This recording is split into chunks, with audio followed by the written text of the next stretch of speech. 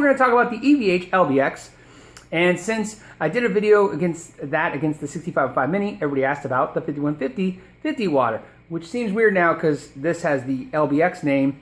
This should have a name too. Maybe they should call this one the EVH XXX, except for I'm sure PV would sue, so maybe not that name.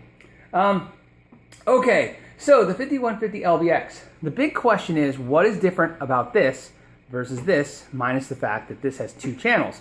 Now I want to get even more into that. When EVH released this on Facebook, what I saw was an insane pummeling, and I'm not saying it's justified or unjustified, I'm just going to say what it was, about the price point on this amp.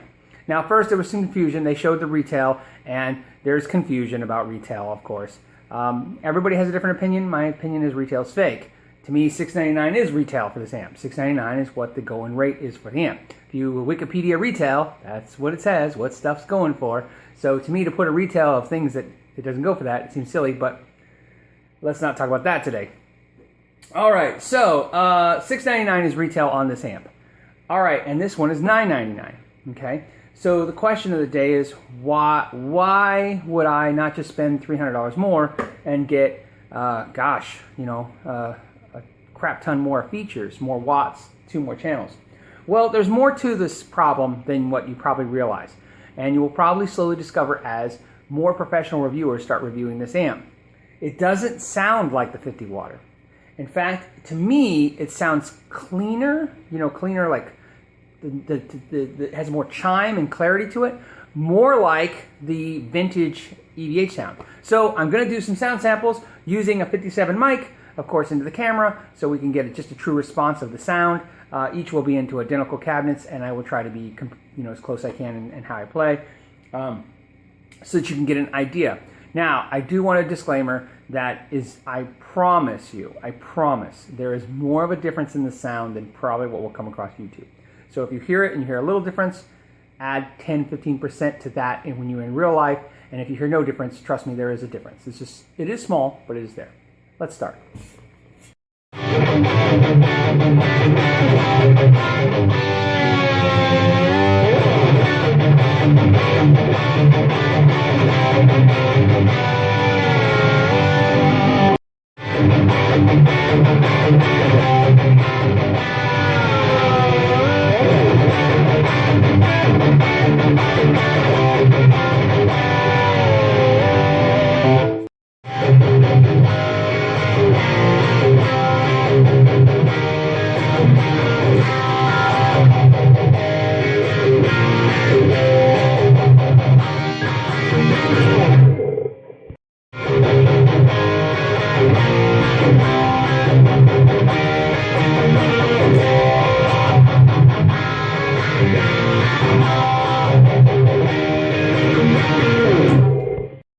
Here are some samples of some stuff that wouldn't be like Eddie Van Halen, so you can see how basically dynamic these amps can sound with other styles of music.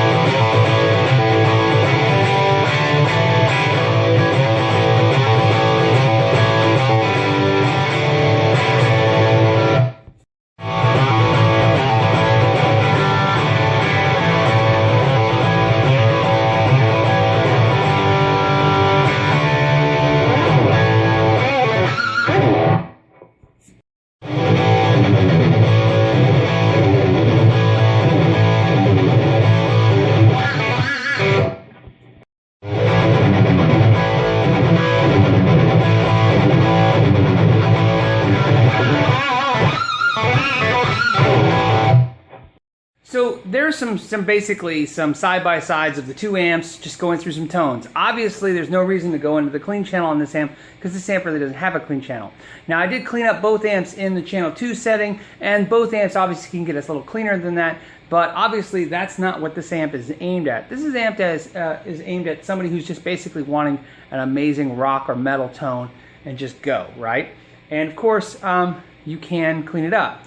Now, here are the things that I cannot show you on the video with sound because they just don't come across. So, first of all, this amp, no matter what you feel about what you hear about either amp, which one ever sounded better, I guarantee you, as you turn the amps down, this one sounds fuller and bigger, quieter than this one does. And especially when you go into the quarter of a 15 watt mode, like 3-4 watt mode, it sounds really punchy and dynamic at low wattage. Now, as you turn the amps up, what happens is this amp becomes a little farty, it starts breaking up and it doesn't seem to push speakers efficiently anymore, and it gets a little shrill to the ear, where this amp starts coming alive.